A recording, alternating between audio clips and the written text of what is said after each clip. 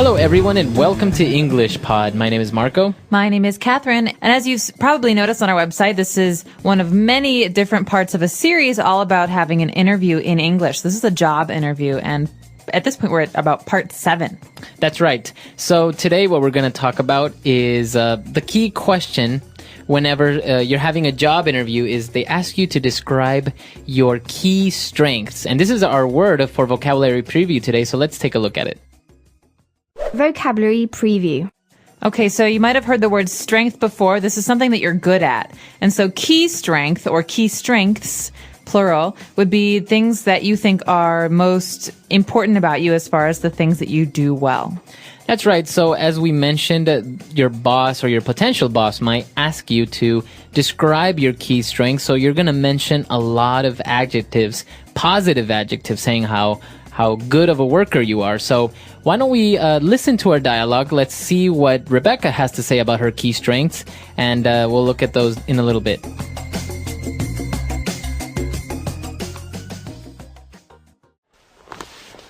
Okay, Rebecca, now you've given me a good idea of your work and academic background, but what about you as a person? How would you describe your key strengths?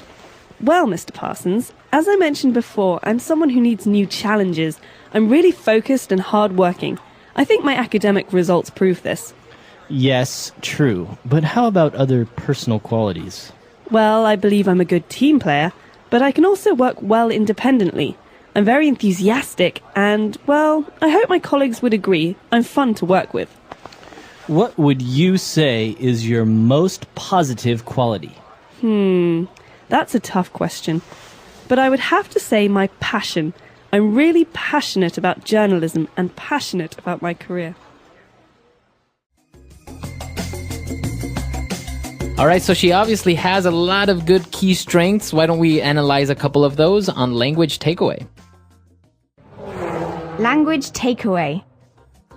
So one of the first things that Rebecca mentions is that she's really focused. Okay, so this word focused, what does this mean? All right, so if a person is focused, basically you're saying that you concentrate on your work. That's right, and someone who's focused might be very good in a noisy office or in a place that is full of distractions, like you said, because they don't stop their work and think about the noise or move around or go talk to people. Someone who is focused just sits down and can do a lot of work all at once. That's right, so she describes herself as focused and hardworking. So hardworking means basically what it sounds like, that someone works very hard. That means they put in a lot of hours. They can, they get their work done. They're really, really dependable. That's right. So as you can see, we use the word hardworking together. So if you work hard, you don't say I work hard. You can say that, but if you want to use it as an adjective, you say I am hardworking. The opposite, of course, would be lazy. That's right. Okay. So we're focused, we're hardworking, and she also said that she is a good team player. Okay, this is a really key phrase here because it's something that employers, so people who are hiring new staff, like to look out for, because most jobs you don't work alone, you work with other people. And so a team player is someone who works well in a group or works well with others. That's right. So a team player, everyone wants to have a good team player working for their team, for their company. And apart from being a good team player, you also want to be enthusiastic.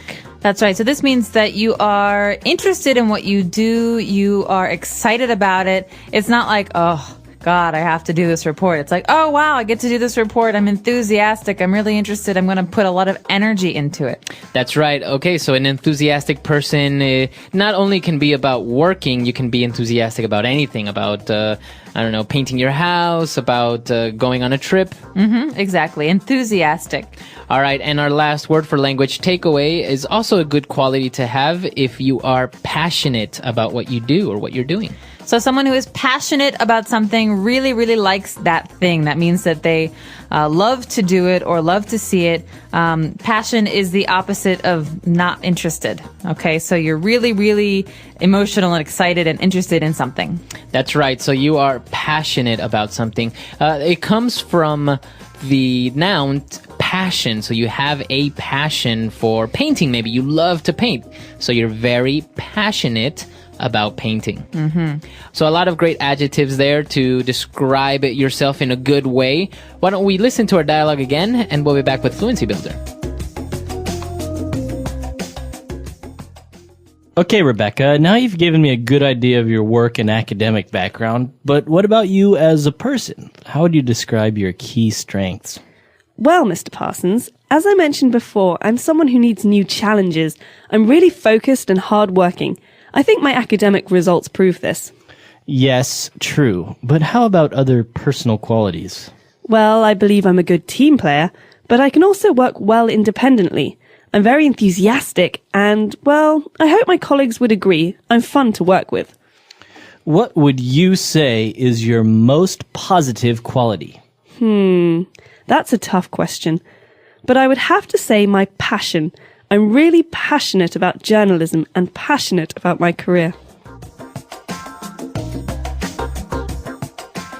All right, so on Fluency Builder today, we've picked out 3 key phrases. Let's take a look at the first one when Rebecca said, I'm someone who needs new challenges.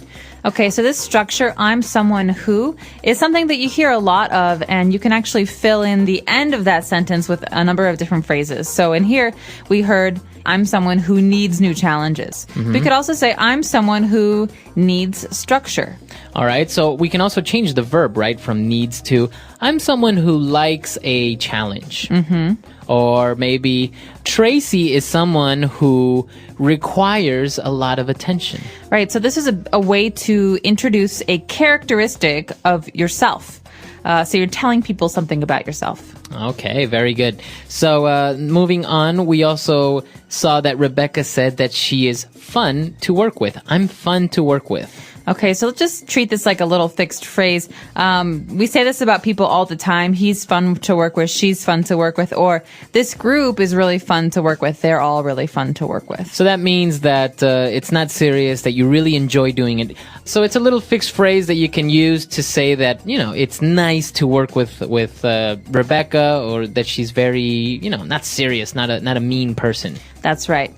And finally, we have a phrase at the end. Rebecca here's a question she thinks is very difficult. She calls it a tough question. And so a tough question is something that is very hard to answer.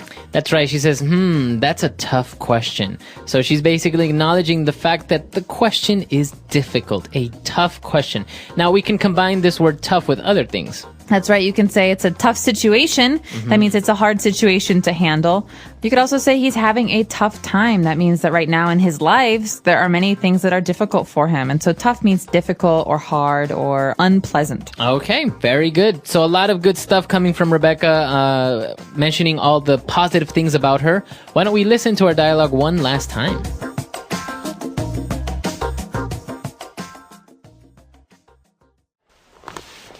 Okay, Rebecca, now you've given me a good idea of your work and academic background, but what about you as a person? How would you describe your key strengths? Well, Mr. Parsons, as I mentioned before, I'm someone who needs new challenges. I'm really focused and hardworking. I think my academic results prove this. Yes, true, but how about other personal qualities? Well, I believe I'm a good team player, but I can also work well independently. I'm very enthusiastic and, well, I hope my colleagues would agree. I'm fun to work with. What would you say is your most positive quality? That's a tough question. But I would have to say my passion. I'm really passionate about journalism and passionate about my career.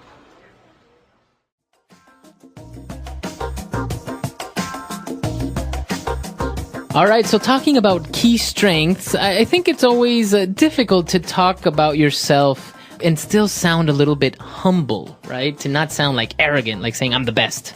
Right. Well, that's the key here, I think. You want to say really good things about yourself because you're a salesperson and you're selling your personality. But at the same time, you don't want to sound like a jerk. Yeah. Like, I'm the best, I'm so smart, I'm so clever. That's a little bit off-putting. It makes people uncomfortable. So I think the trick is a balance. Right. And I guess if you use words such as this, like, you know, I'm focused, I'm hardworking, I'm independent, I have a passion for this, it makes you sound like like you're a really good worker, but you're not arrogant. You're not saying, oh, well, I'm the best of what I do or something like that. Right. So you're basically saying these are my skills, but, obviously I'm not the only person who has these great skills. That's right. Okay, so that's all the time we have for today. Be sure to join us next week. We're also going to have kind of part 2 of this when we talk about our weaknesses. So this time we talked about our strengths.